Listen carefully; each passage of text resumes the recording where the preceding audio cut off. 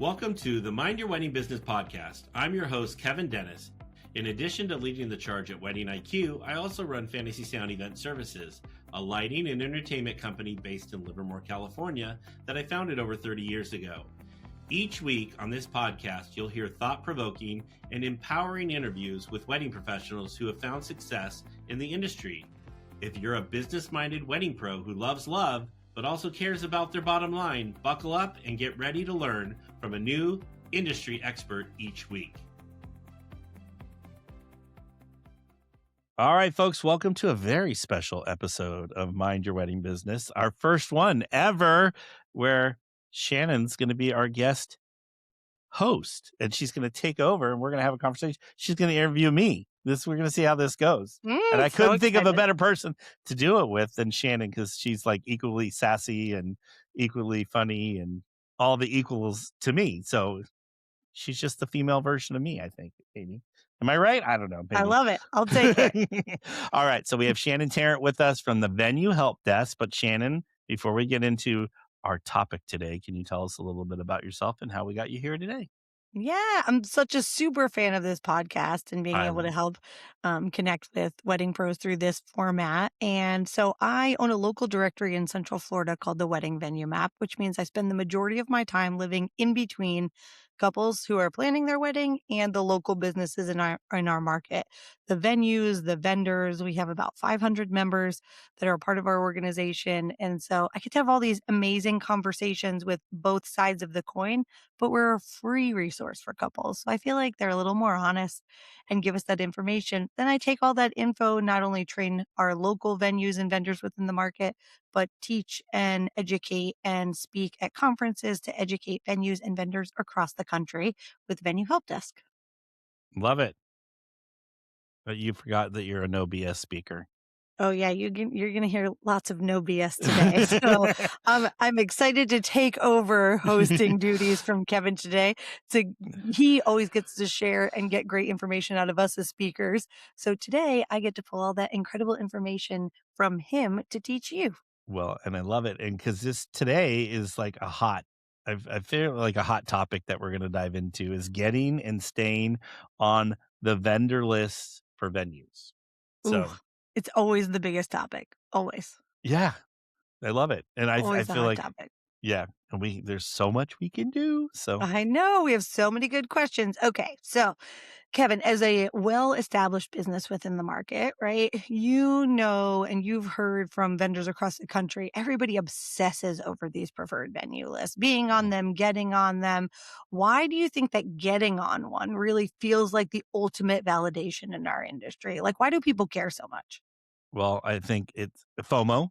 Everyone has the fear of missing out. And so that everyone, if this is the hot new property or the hot new thing, and if you're not on that list, then maybe you're not worthy. People take it that way. But we can like break this down so many different ways, because I am a big believer that I don't personally want to be on everyone's list because every venue is not right for me. So I think so sometimes you got to put the FOMO to side.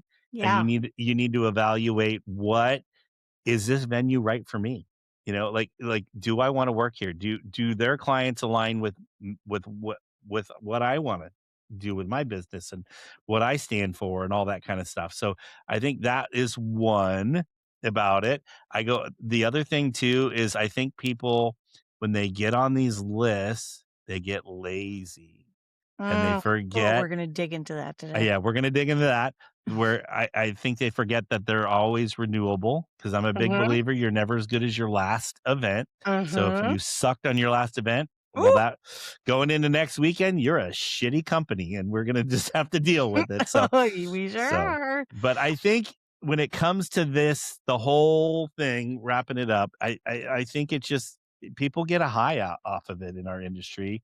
And it's like collecting trophies. The more vendor lists you're on, it's like the more trophies you have in your trophy case. So yeah, I feel like it's a big flex, right? Especially if you can get on a competitive list, that there's that like validation that comes into say, kind of, I'm good enough and I've gotten there and I've done the work, or, I've earned my way there. But from your perspective, like, I feel like sometimes people think a preferred list is very different than what it actually is. So, what do you think, from with all the lists that you're on, what do you really think it is to be on the list?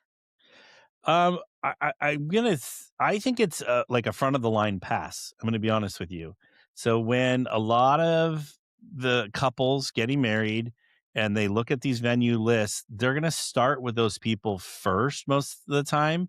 And if they don't find a fit in there, then they're gonna go out to the Knot or go out to all, the website or Google or ChatGPT, all the above, and start looking for their wedding pros that they want to work with. But I think it's like literally a hall pass forward.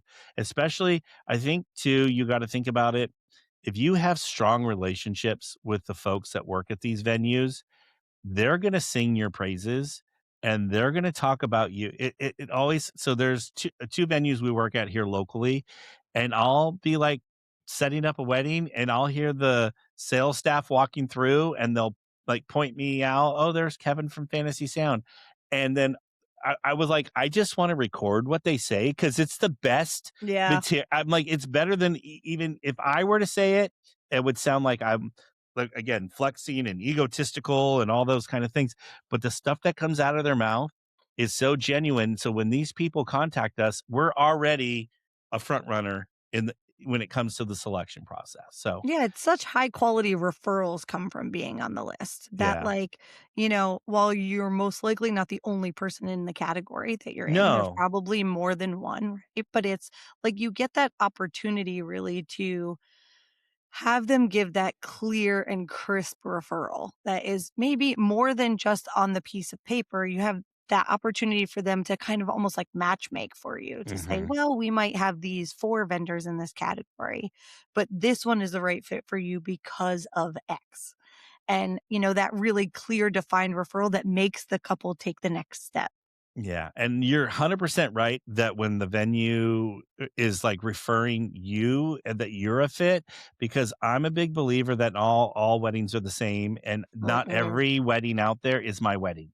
You know what I'm saying? Yeah. So there are my couples, and then there are people that need to go with someone else because, they're not my couple. Like, for some reason, we don't align. Whatever it is, whether it's personality or whatever it is. So I think that's a good way of thinking about it too, especially if that venue person is singing your praises to this couple, and there is 4, 5, 6 people on the list, and they're like, "I really think you need to start with this person because what Yeah. I've gotten from you," like, that is, like, front of the line.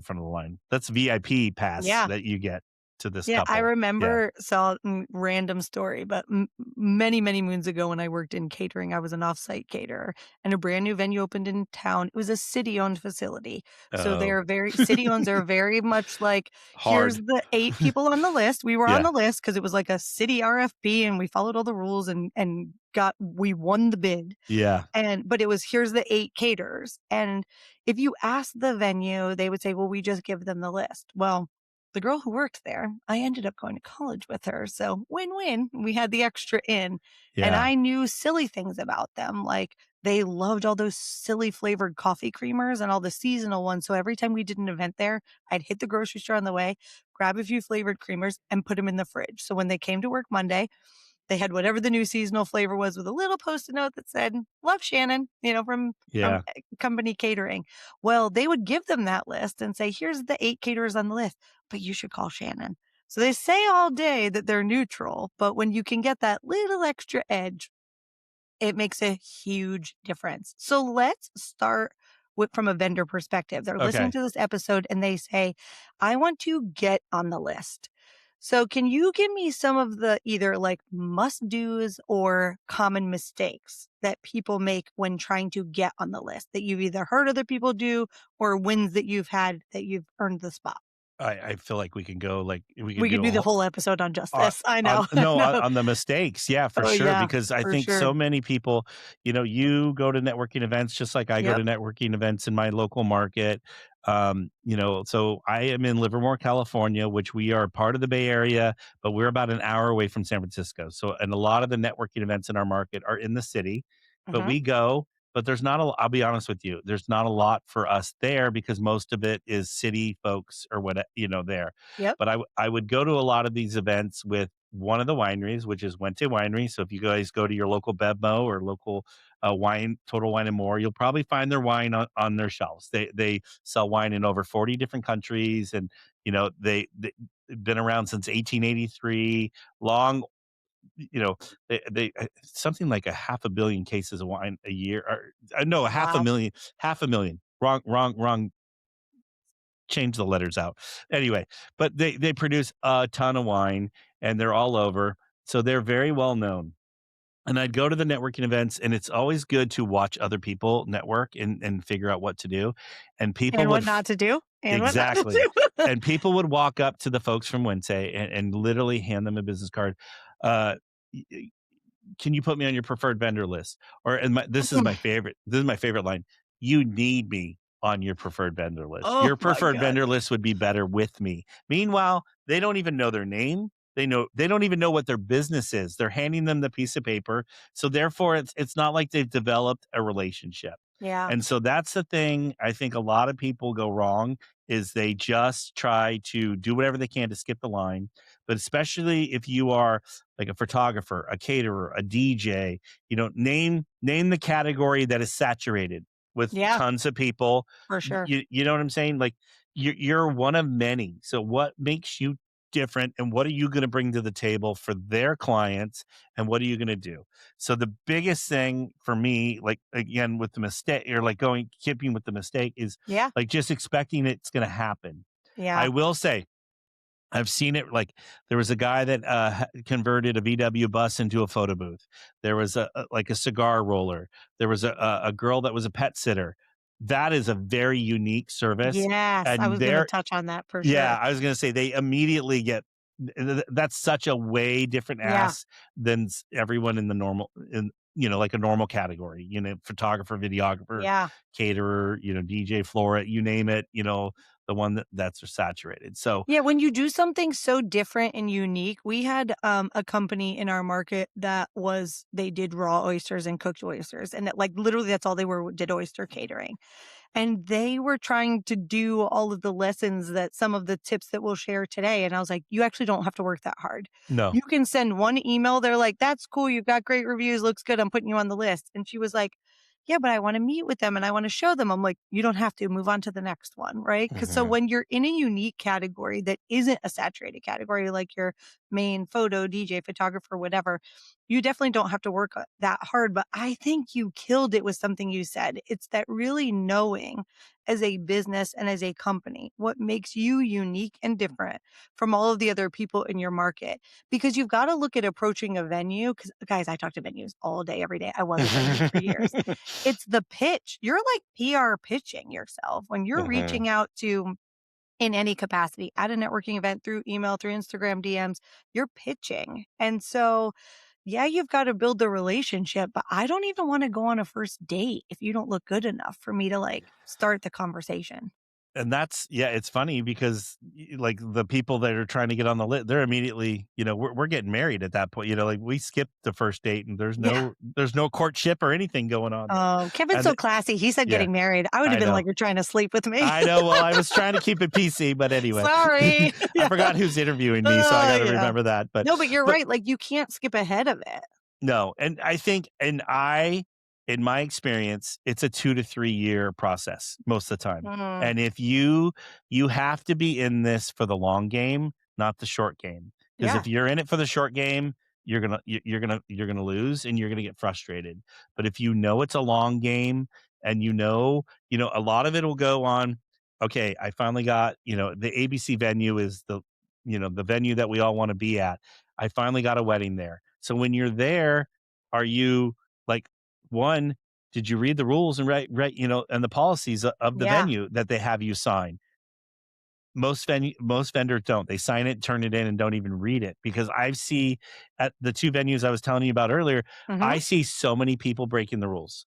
So Yep. many.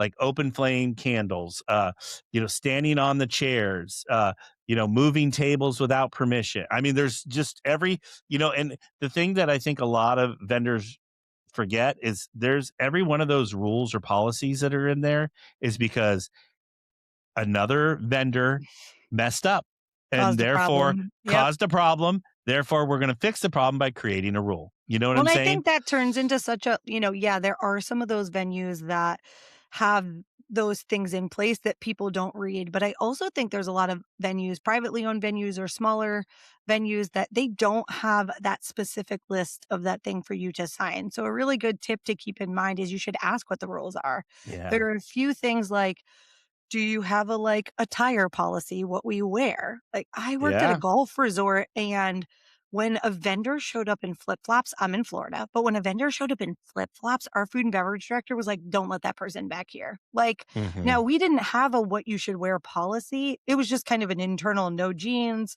no flip-flops, no whatever. But if you didn't ask me, you didn't know it because he just assumed you would know to be dressed professionally, right? So I think taking the time to ask things like, what are parking policies? How early can I Hmm. arrive?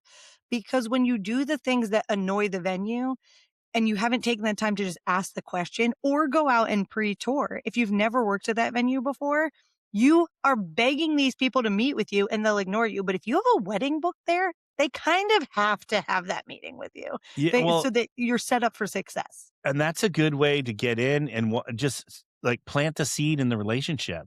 Like, Hmm. hey, I'm really excited to work at your property. This is the first time working there. I'd love to come and do a site survey Yep. just so I know the lay of the land. So on the day of, I'm not asking you a bunch of questions. Yep. And they're going to walk you around their property in 10 or 15 minutes, but that 10 or 15 minutes, you're going to do something that not every other vendor has done. A lot of vendors don't do that.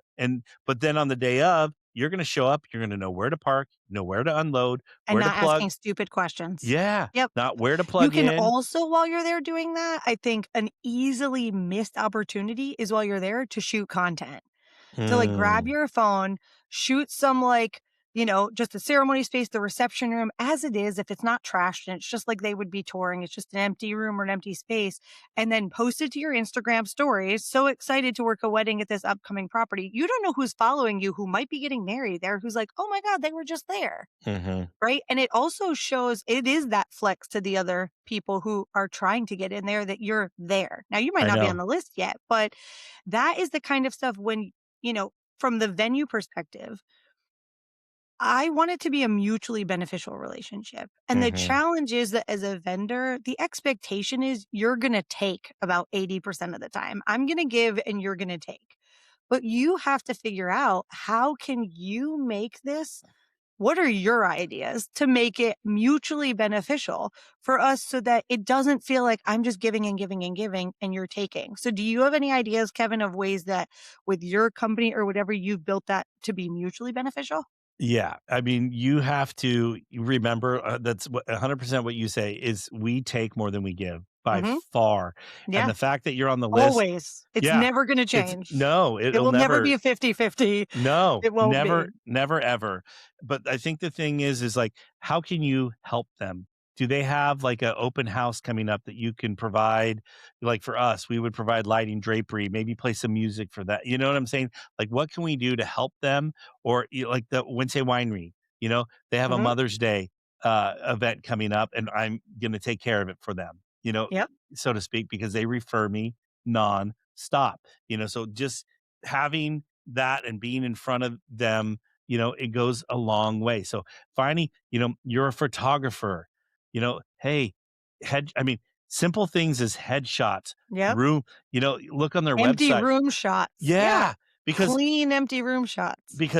a lot of people need to know they always show the venue with how it looks all dolled up, but never what it looks like empty. So a lot of these couples get so confused at what it's going to actually look like on the day of. And I think the really successful venues out there show like kind of this is what it looks like, this is what it can be. And Hmm. so it kind of you're walking them through the journey of like the process that it's going to take. But I mean, something as simple as that. I mean, florists, they're doing something special. Get them. You don't even have to give them the flowers for free, but get them the wholesale cost for. You know what I'm saying? Yeah. There's Yeah, we different things. used to at our property, we did a big Valentine's Day dinner because it was a resort, and our florist used to give us wholesale on the roses for Yeah, Valentine's Day. So like we just it was money passed through, but yeah. it saved us a ton of money by them offering. It was their idea.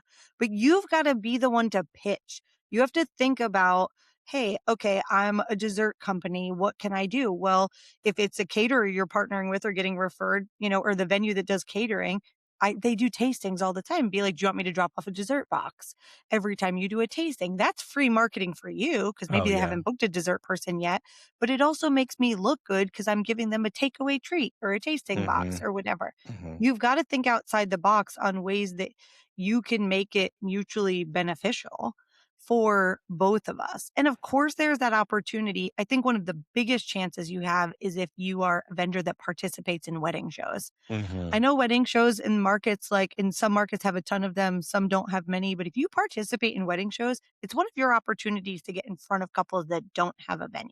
Yep. And so if you can help lead generate for some of these venues that you're on the list for, they might not be at the show, but you can help lead gen and be like, you know what? I've got a great venue in mind for you. If you fill this out, I'll send you their info because you'll forget about it by the time you're Yeah. here at the show. Right. So, but you After have you to talk to think 80 to 100 couples, yeah. 100%. But you also have to think about things like using your social media. Are you tagging the venue? Are you location tagging the venue when you're posting?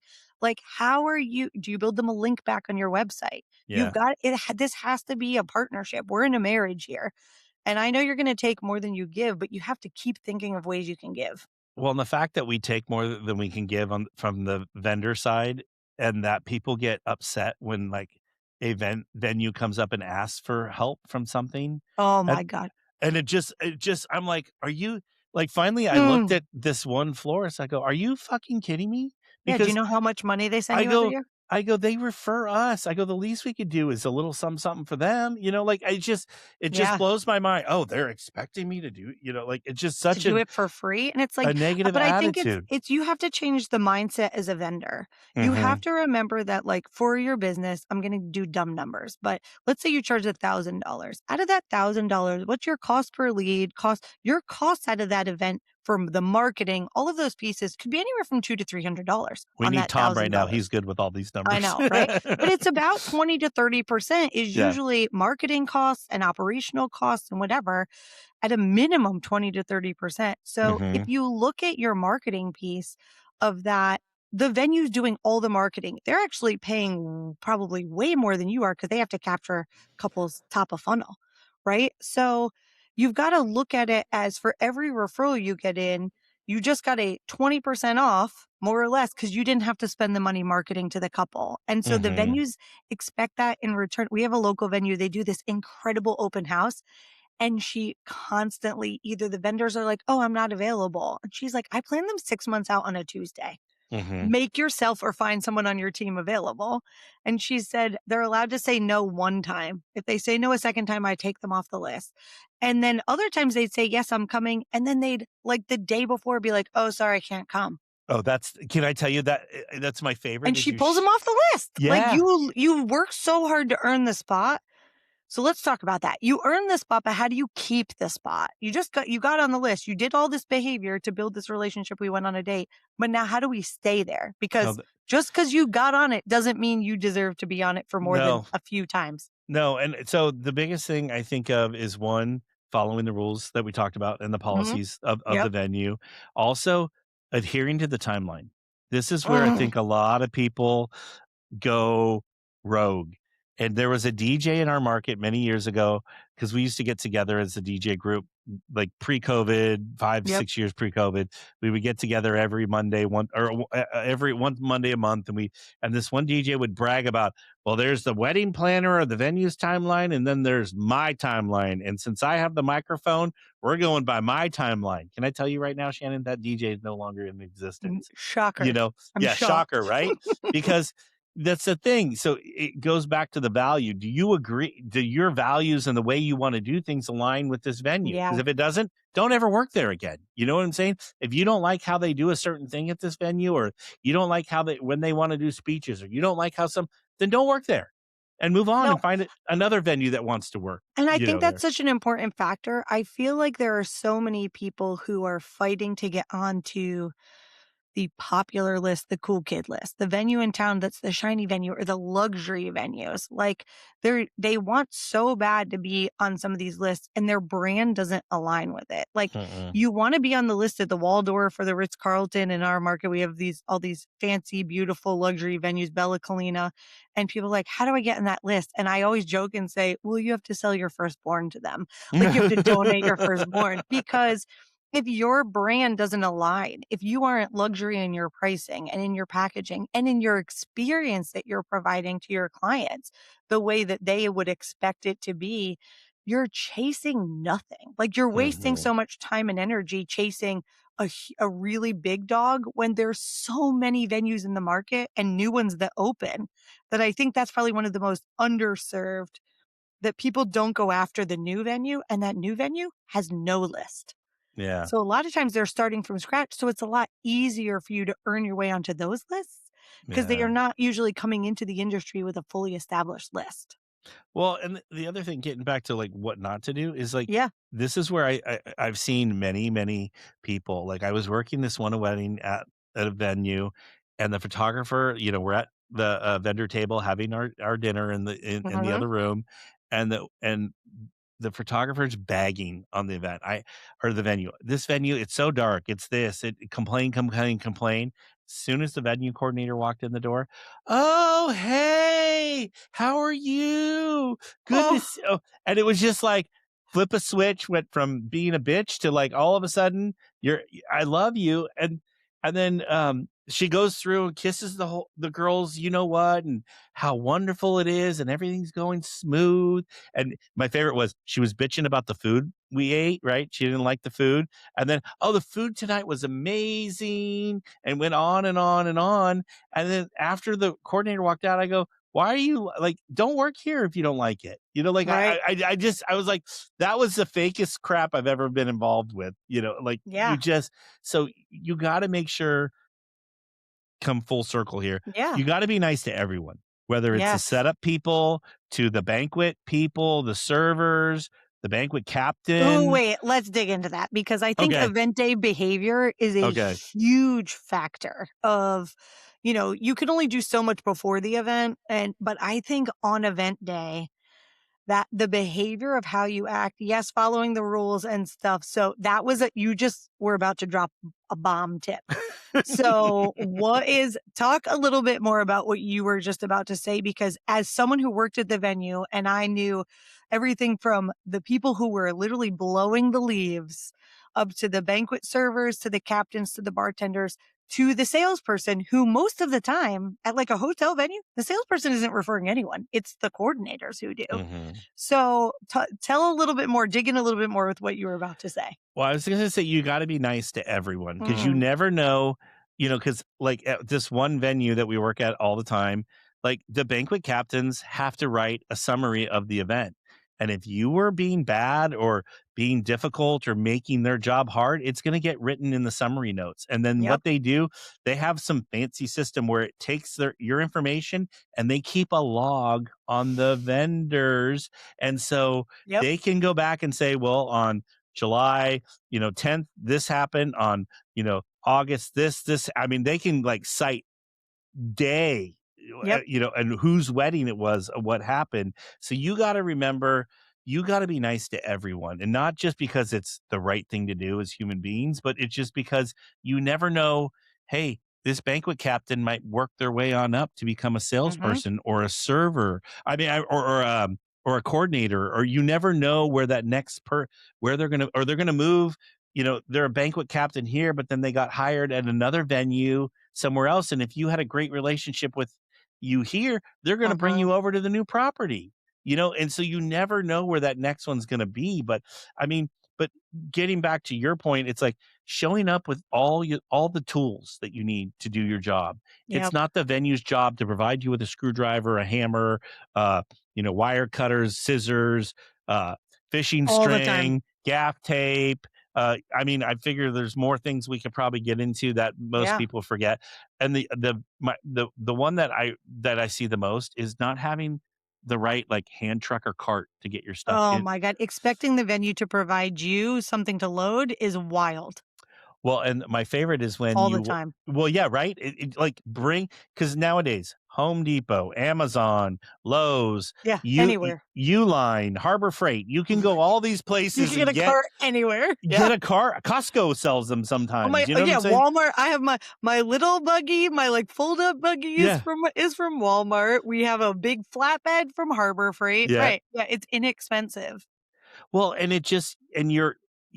you're taking your from amateur status to professional status Totally. because that's what it is. If you don't have all the proper, you may be the greatest florist ever, but if you don't have the vehicle to get it there and you're using a U-Haul, great. You got to start somewhere, right? But then you show up and you don't have any way to get this stuff into the property, Mhm. or you're expecting like my favorite is, oh, we're running late. Can you have your staff help me move this? No, they can't help you move it because they have, Their they're on own a job to do. yeah, and they got a Yep. countdown. T minus 2 hours. Everybody there is accounting for something that they need to do, Mhm. and you coming and asking them to help you move stuff or do things is not going to help. Oh, or showing up out of timing. Once we had a cake vendor who showed up at like 11 a.m. So one of the event spaces at my hotel was the lunch restaurant. It was Mm, breakfast and lunch. As soon as it closed for lunch at 2, we flipped the space, realigned everything, cleared stuff out, dropped the dance floor, whatever. So by the time the vendor showed up, everything was set and ready to go. She showed up at like 11 a.m. and was like, I have the cake. And I was like, oh, cool. We have your arrival at 2. And she said, well, I had a lot of cakes to deliver, so I need to drop this off. And I said, well, that's a problem because we don't move cakes.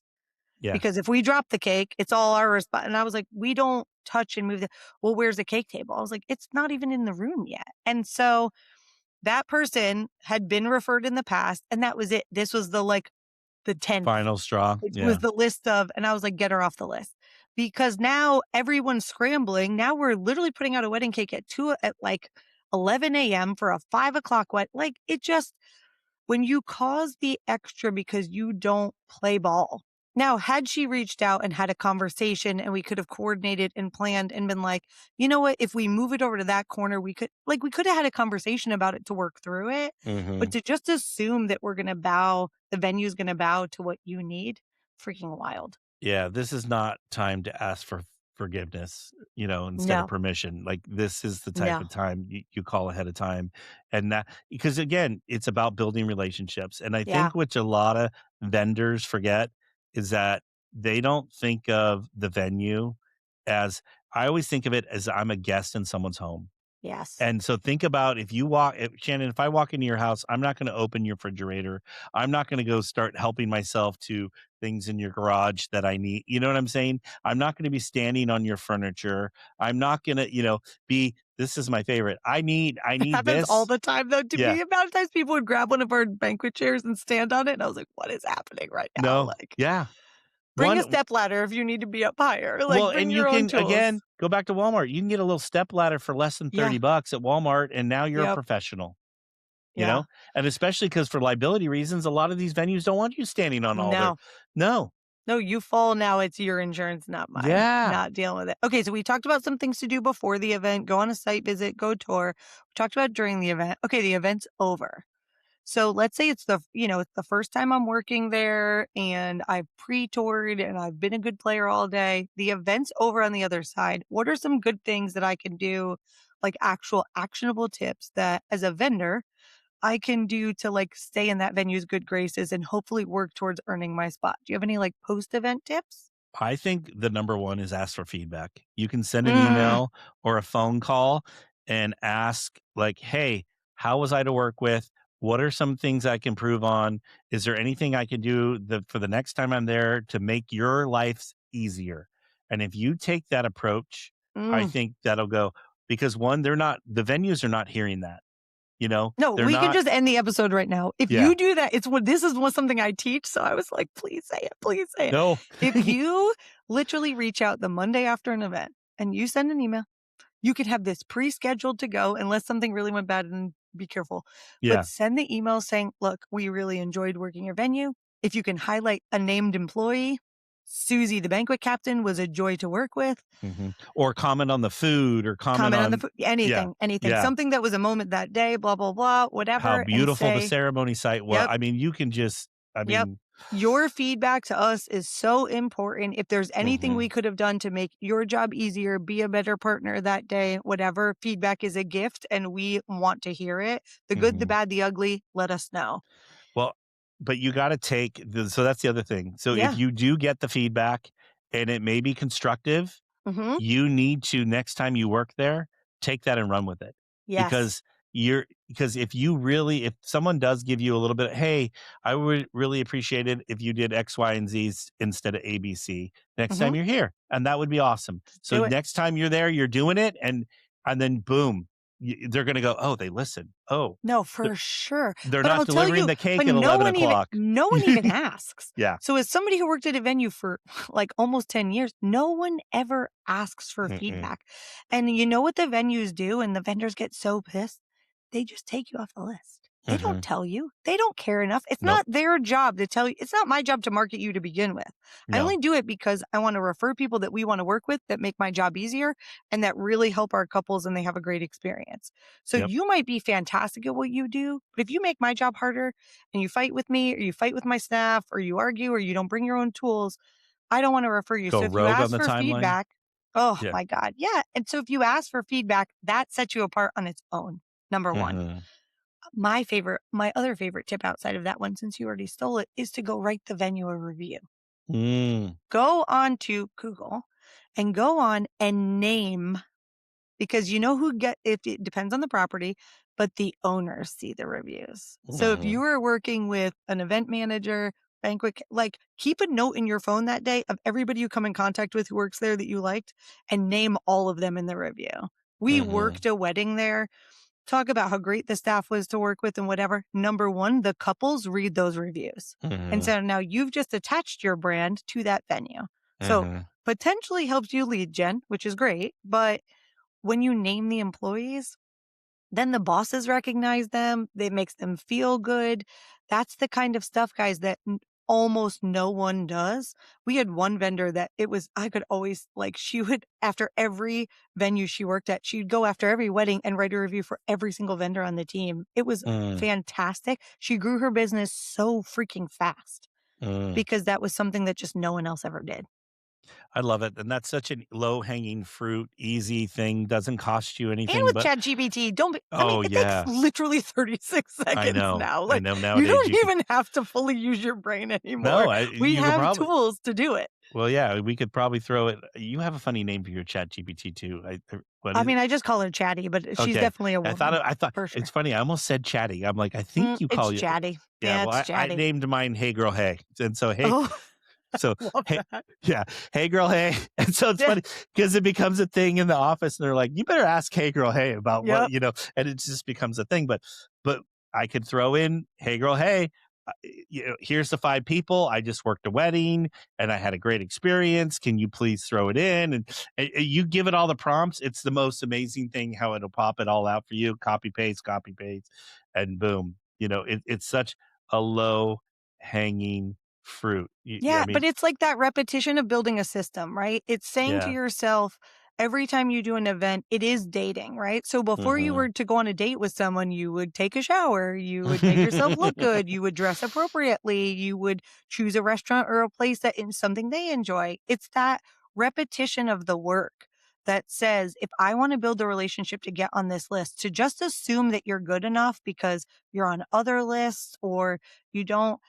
I think you touched on it a little early, so I want to bring it back up and, as we're starting to round towards the end of the episode. I think you touched on a little bit the making sure that it's the right fit for both sides. Yeah. That people chase so hard after to be on all the lists instead of taking the time to figure out, so how does a vendor, instead of just chasing a list because it looks like a shiny penny, are there questions they should ask? Are there things they should look at online that would say, hey, this is the kind of venue that has my client? I think a lot, there's a couple ways you can go about this. Go on their website, right? Jump in Google, look at all the Google images for this property, Reddit. You can go in Reddit and Oh. search on Reddit, like put that venue's name in there and see what couples are saying about the venue. See what maybe there's a thread in there about vendors talking about Mhm. stuff because you may find out that the wedding coordinator at this one place is mean. So Yep. you want to work somewhere where they're mean to you and not nice to you, or they refuse to feed you, or X, Yep. you name what it is. Well, hey, I don't want to work there if it's not fun. You Yeah. know what I'm saying? Like and I usually gauge for me, is it fun? Is it not a nightmare to load into? Because there's nothing worse as a vendor having to load into a Yeah. A property difficult load in. Up a flight of and stairs, down a well, hall. Yep. no, you have to go in the loading dock, go into a loading dock, the freight elevator, go down, go through a hallway, get in another freight elevator to go up. That's one of the venues we work at. Mhm. And it drives me, and so we do work at this one because they do refer us for some stuff. But that's the one thing that I'm like, oh, we're at that place again, and we're going to have Yep. to deal We with the have to have freight enough elevator. staff, enough Yep. time, the extra pieces and parts that hmm go into it. Yeah. Yeah. But so just try to get a big snapshot of this like read their reviews. I mean, it just you're going to gather so much information. But then even when you're at networking events, try to talk to that, like, hey, I saw you're with can you tell me a little bit about your property? And shut up and listen. And then, Mm. come prepared with like 3 to 5 questions to ask them and listen. Don't interrupt them. Don't ask, because people love to talk about themselves.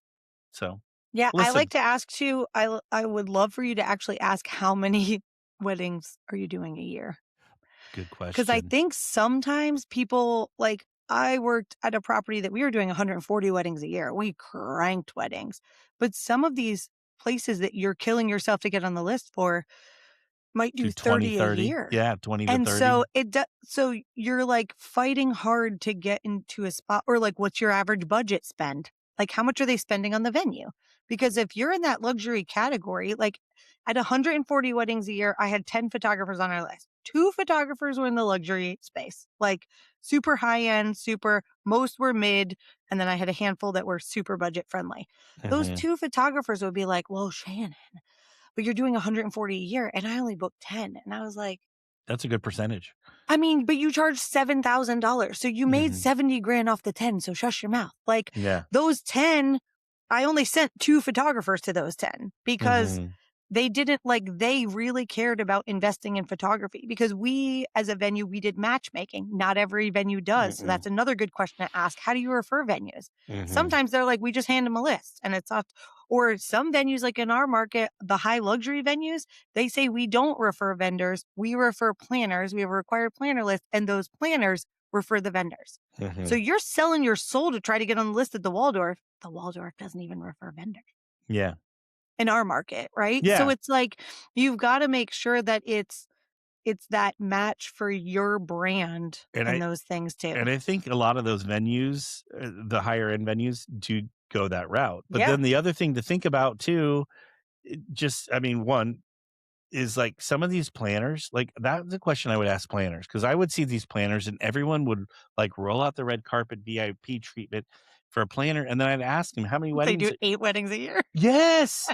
And I'm like, I do 8 weddings on A a weekend. Saturday, Yeah. like it's like, and it just, so I'm like, why am I Yeah. killing myself to get, but yet this planner does a great job of social media and do all that stuff. But I'm Mhm. like, in my head, I'm like, why am I beating a dead horse? Because they do 8 weddings a year. Like, Yeah, what are a few things if a venue was evaluating someone, if they were looking at a business, what are a few things that you think they go check? Like, where are they looking to kind of validate that if I, as a vendor, were to say, oh, I need to make sure these things look pristine because the venue's checking that, what areas do you think the venues are checking? I think your reviews, that's one of the easiest things. But I That's a also big think factor. I think they talk to, like if they have a relationship with the like say they use wedding coordinators on their Hmm. property, outside wedding coordinators, I'm sure they're asking those people. And then and even because in my market, all the venues are really friendly. So they Hmm. all They talk. talk to each other. Uh-huh. And so if you are misbehaving at one venue, all the other venues are going to find out really quickly in my market because they get together. It's like 4 to 6 times a year and Hmm. they just kind of like, how can we help each other? Yeah, they like Because shoot the shit, catch well, up. well, What's going and on? What's trending? And it's smart because it's like, all right, I'm really booked in June. Who's not booked? Where can I push referrals to? Yep. And they do a lot of that. Hey, I'm not available, but go down to, the venue at the end of the street. They have some available, so they're trying to help each other because for a venue, they can only do one wedding a day, Yeah. and Once it's so booked, it's booked. yeah.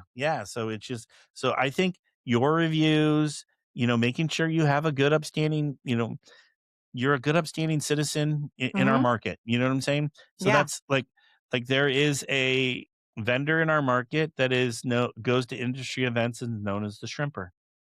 So don't become the shrimper because he Wait, eats why are they because he because he eats all the shrimp on the buffets like dying. non-stop. They're like, you better have you have shrimp on Could there. you imagine if that was your reputation? Well, no, I'm the that's what I'm shrimper. saying. I So, know. No, I know. or you're the person that there's a few people in my market that we know, like, hey, we got to watch, these couple people because they get drunk at these Yeah, they events. drink too much at events. Yeah, Yeah. and it's just like, granted, I love to drink and I have a great time partying and whatnot, but at these type of events, I maybe will have a glass of wine, maybe. Yeah.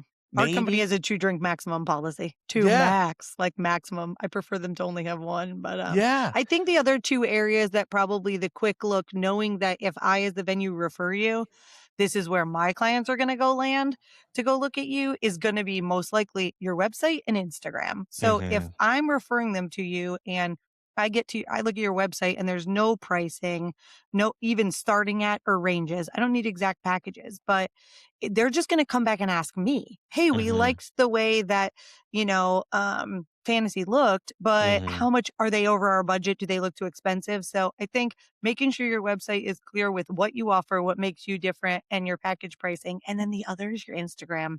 Like they are, depending upon the age of the client, it depends on if they're Googling you and landing on their website, or if they're younger and Gen Z, they're going right to your Instagram. So if you're not posting consistently, showcasing yourself, posting stories, tagging the venue, those things matter when it comes to me as a venue evaluating you. Yeah.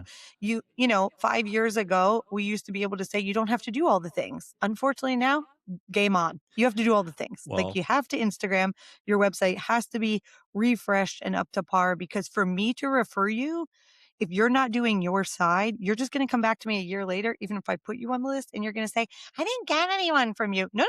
I did my job. You didn't do your job on your side, so they never called. Yeah.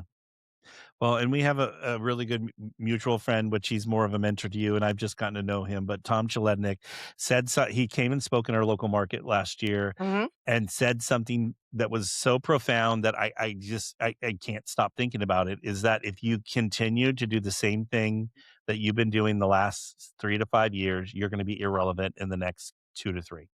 Yeah. Like, business has changed that much So in the last couple drastically. years that if you are not adapting and changing with it, you're going to be gone.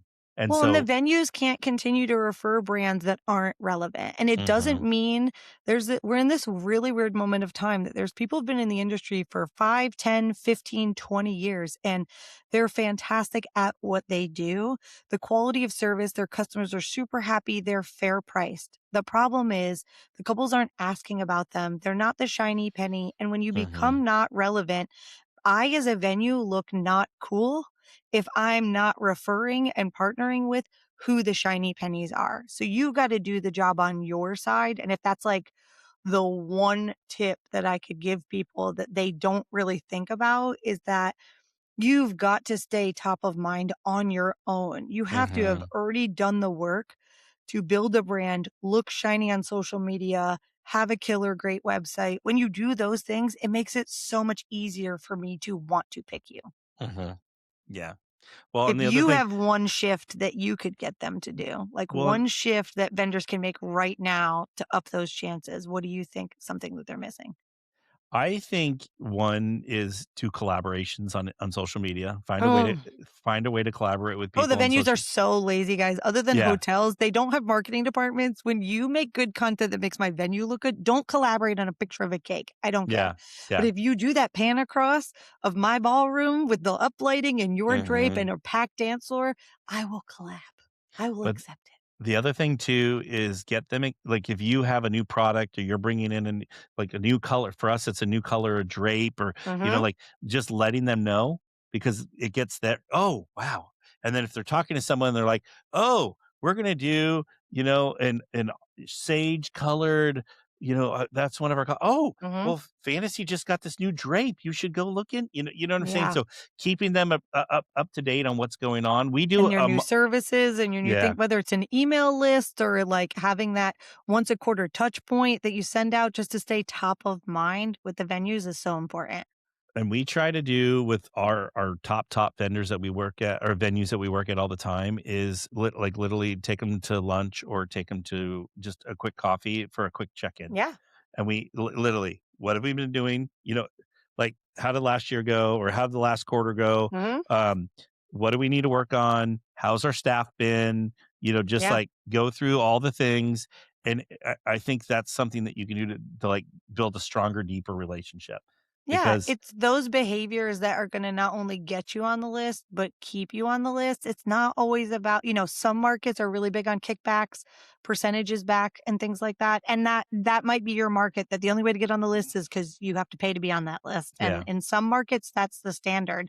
Just remember too that like they're spending the money doing the marketing to get bodies in the door. Mhm. So it's not a terrible, it's just some markets that's the going rate. I think even if you're paying though to be there, you still need to keep that spot. Like you still need to be a Yeah. good partner and be in a good relationship. Well, and I mean, we're getting out of time, but we're probably going to open Pandora's box. But there's like you mentioned kickbacks, which Yep. is a whole. We probably could Oh, do a we could whole. just have a whole nother I episode. go a whole nother episode on that. But even like, have you heard of the Hawthorns? The Oh, the publications. Oh yes. God. We So we there's. just need to plan an episode later this year where I we know. talk about the financial responsibility of potentially of being a Well, venue partner. and some of the people are like getting mad about it. I'm like, for 1,000 or 1,500 bucks, it's like it's a no brainer. Yeah. Granted, do I want to be giving them money? No, you know what I'm saying. No, but if But you're trying to get on that list, the yeah, easiest the easiest way is to spend money to get yeah. in front that they're giving it out to all their clients, so you're hmm getting your name in front of them. Yeah. Well, No. and all those ones, I always buy the back cover because Oh my God. Yeah, give me when they hand them they're walking around with it's like they're I like a love it. billboard when they're Yeah. walking around because I do everything I can to buy the back cover of that thing because then Yep. flip it over. I have a 50-50 shot it's going to land on my side. And when they're Yep. holding it, I have a 50-50 shot they're going to be holding it out Well, with and a my lot of logo. like Hawthorne like is a company that creates these venue like books for the Yeah. venues too, and you buy advertising space in it. But a lot of the venues have gotten smart and said, "Well, I don't want to deal with Hawthorne. I'll do this myself." hmm Our venue books that we used to give on tours, they cost $5 each. Yep. Like per for me to print. They were huge. There was a velvet touch cover. Like they were beautiful pieces. But I mean, I did sometimes 50 tours a month, guys. I spent Yeah. $2,500 a month in paper that I was Yeah. giving out. So for you guys to do an ad in it, for me to help get them in front of you and help cover our costs, that's that give back in terms of a relationship. So you just have to, I think it's changing the mindset, which we've talked about a lot today, about it being mutually beneficial. And when you can think of it through that perspective is such a great way to be able to change how you get that opportunity to get on the list and then how you can stay there. Yeah. I agree. Oh, well, I love a good podcast takeover. Thank you so much for joining me on Kevin's podcast, Mind Your Wedding Business.